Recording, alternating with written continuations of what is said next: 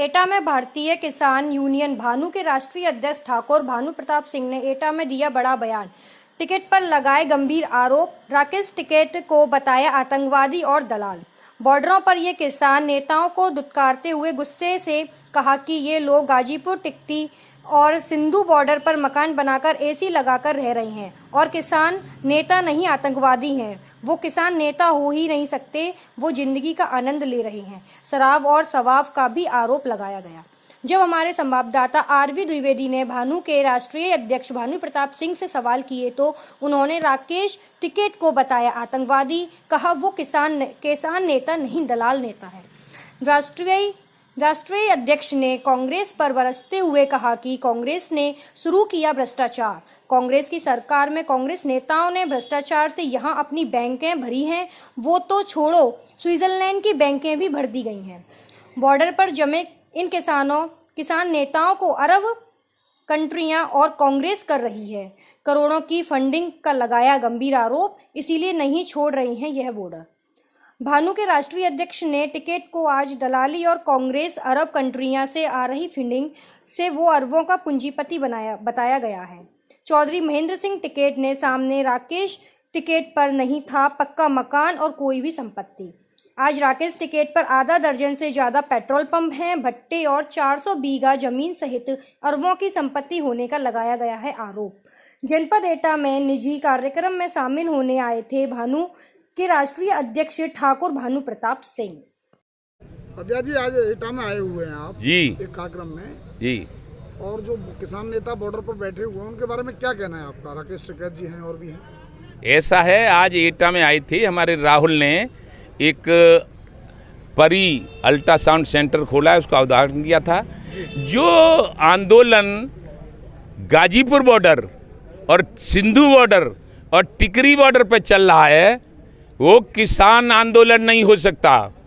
वो फंडिंग से चलने वाला आतंकवादी के जो आतंकवादी हैं, आतंकवादी बन रहे हैं, जिन्होंने दिल्ली पे आतंकवाद फैलाया, जिन्होंने लाल किले पर दूसरा झंडा फहराया, जो संसद में गेहूं भरने की बात करते हैं, जो उत्तर प्रदेश में दिल्ली बनाने की बात करते हैं, मैं उनको आतंकवादी कहूँगा।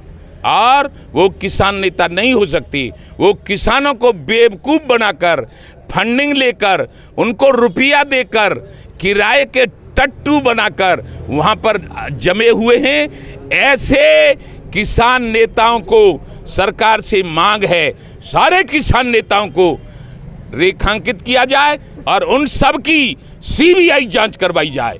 और सीबीआई जांच में करने पे उनकी क्या संपत्ति है, कहाँ से आई, और सबसे पहले भानु प्रताप सिंह की जांच हो कि 30 साल के पहले इस पे क्या था और अब इस पे क्या है, और इन पे क्या था और अब इन पे क्या है।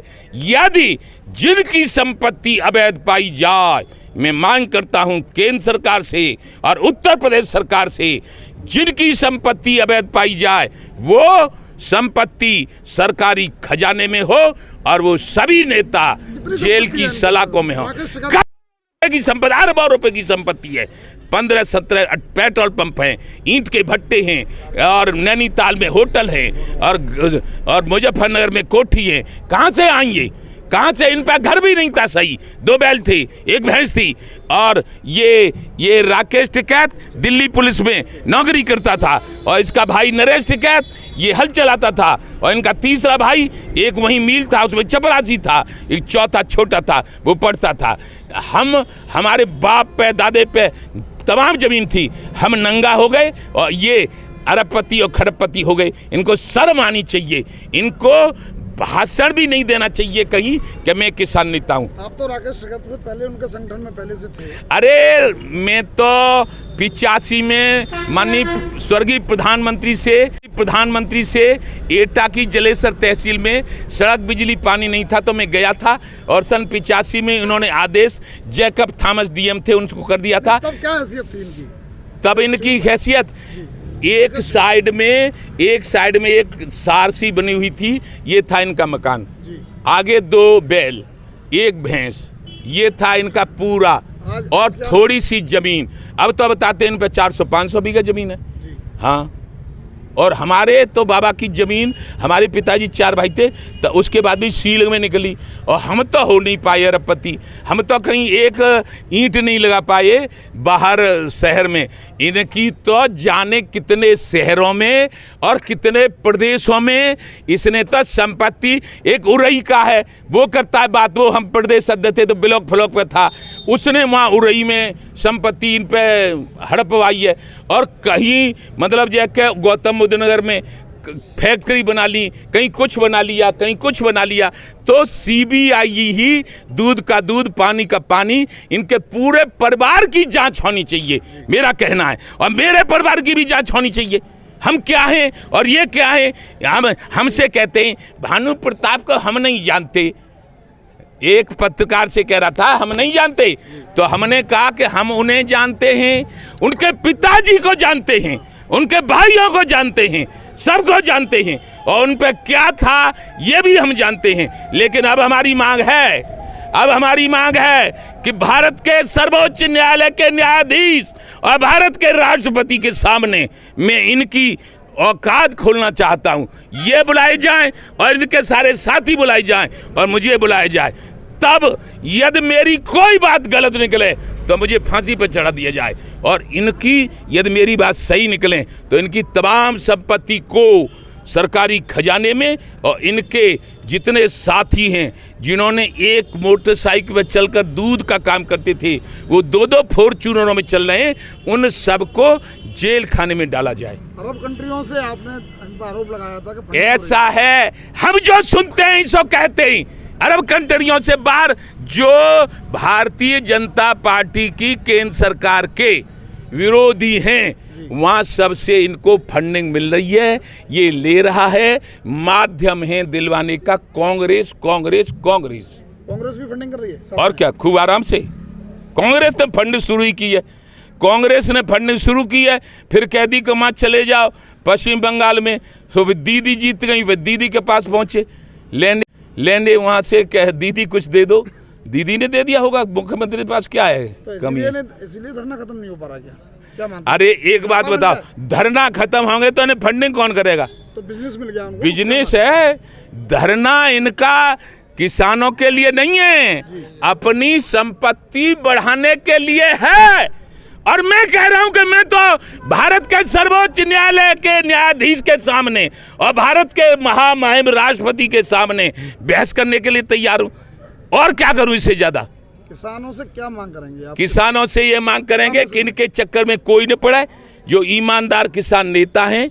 हाँ, किसानों को जरूरत है किसान आयोग के गठन की, वो हम सरकार से बात कर चुके हैं, और राजनाथ सिंह और नरेंद्र तोमर जी ने कहा था कि किसान आयोग का गठन करने में माननीय प्रधानमंत्री और माननीय वित्त मंत्री की आवश्यकता पड़ेगी, हम तुम्हारी मांग पूरी करवाएंगे। दिल्ली में बात हुई थी हमारी, इसके बाद उसने बवंडर बनाया, इसको मालूम पड़ा कि मांग पूरी हो गई तो हमारी फंडिंग बेकार चली जाएगी, कोई नहीं करेगा।